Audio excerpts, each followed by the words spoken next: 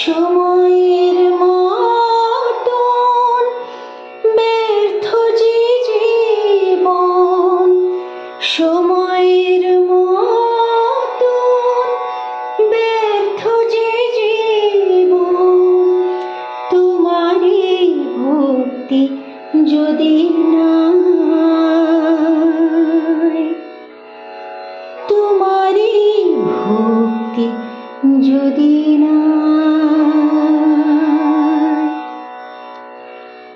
আমি যে কাগজের ফুলের মতন, আমি যে কাগজের ফুলের মতন, তোমার সুগন্ধ যদি নাই, প্রভু তোমার সুগন্ধ যদি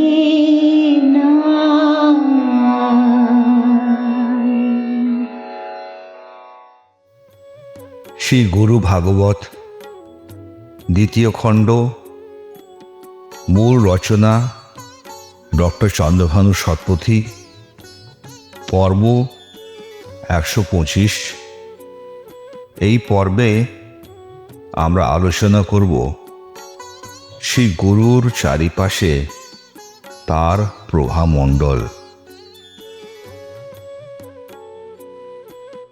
বিশ্বের সদ্গুরুর প্রতি এবং যারা প্রকৃত অর্থে জ্ঞান প্রদানে সহায়ক ভূমিকা পালন করেছেন, তাহাদের সবাইকে আমাদের প্রণাম জানাই।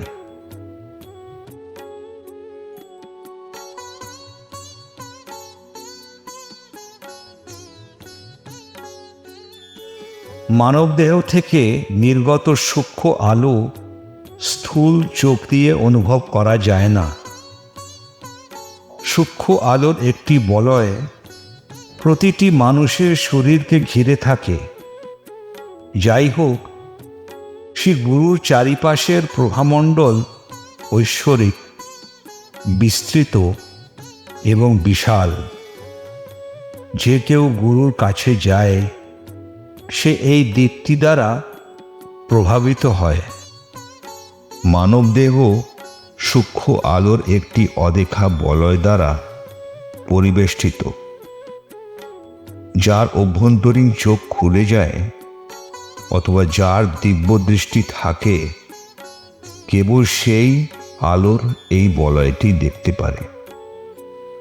যখন দুজন ব্যক্তি পাশাপাশি দাঁড়ায়, তখন একজনের সূক্ষ্ম শক্তি বা প্রভামণ্ডল অন্যটি প্রভামণ্ডলের সাথে মিশে যায়। যে ব্যক্তির আলো তীব্রতায় অন্যদের তুলনায় দুর্বল, সে সেই তীব্র আলো ব্যক্তি দ্বারা প্রভাবিত হয়।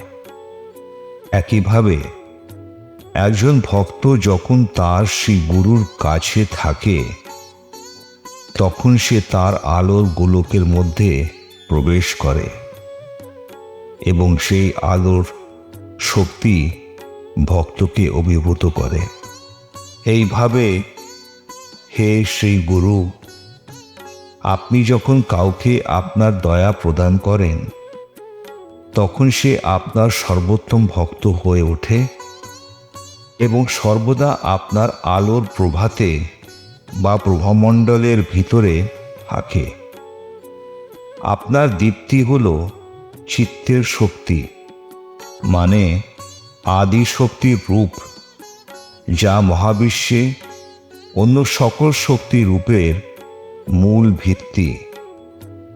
ভক্ত যখন আত্মসমর্পণ করে, তখন সে আপনার আলোর প্রভাতে বা প্রভামণ্ডলে নিমজ্জিত হয়ে যায়। শ্রী গুরুর আলো ভক্তের হৃদয় স্থানে প্রবেশ করে এটি ভক্তকে ভালোবাসায় সিক্ত করে এবং তাকে সম্পূর্ণরূপে শ্রী গুরুর সাথে সংযুক্ত করে দেয় বা অনুরক্ত করে তোলে। তার মন গুরুর রূপে মগ্ন হয়ে যায় এবং সে সর্বদা শ্রী গুরুকে স্মরণ করে। তিনি সর্বদা শ্রী গুরুকে খুঁজে বেড়ায় এবং তার সাহচর্য কামনা করে। শ্রী গুরুর চরণে আমাদের সবাইকার সাষ্টাঙ্গ প্রণাম।